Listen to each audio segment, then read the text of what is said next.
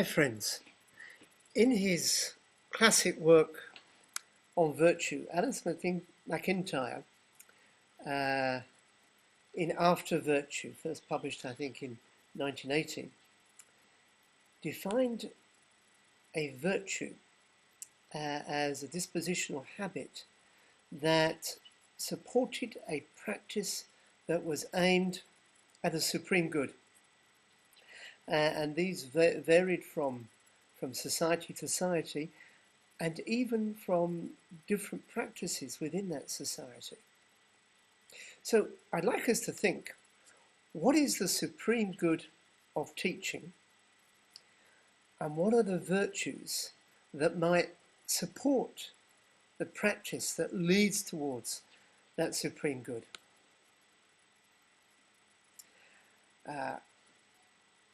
So for example, the educationalist Stephen Brookfield believes that the supreme good of education is to develop democratic values in the classroom and to enable people to become questioning and active citizens in their society and in their environment. And the two virtues that he advocates are credibility, that first of all you know enough about your subject and your expertise in your discipline is sufficient so that people have confidence in you and feel that it's worthwhile listening to you, that you actually have something to share with them. The second virtue that he recommends is authenticity, that you're able to communicate yourself as a real person to whom the students can relate, that you're using your credibility, your discipline knowledge, based knowledge, as a means to communicate who you are and your concerns for the student. And so that you are able to communicate as a real person who's concerned about them and about their community.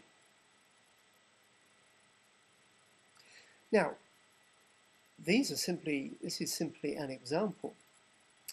What I would like you to do is to think about, what do you believe to be the supreme good of the practice of teaching? And what are the virtues that you feel are key and important to support that practice? And perhaps you can give an example of how that works. As a recently in my own teaching, I began to experiment with some of Brookfield's suggestions about discussion-based teaching.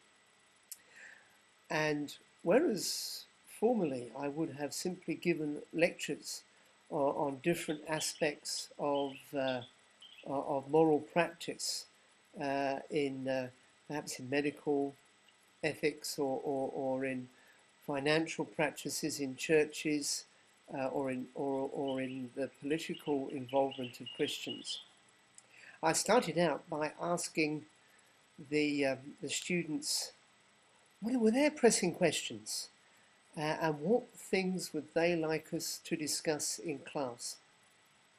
I synthesized those questions by looking at their occurrences, and then I began to discuss the different. We began to look at the different questions that they had, and together we began to answer the question: how did my credibility and authenticity work in that situation?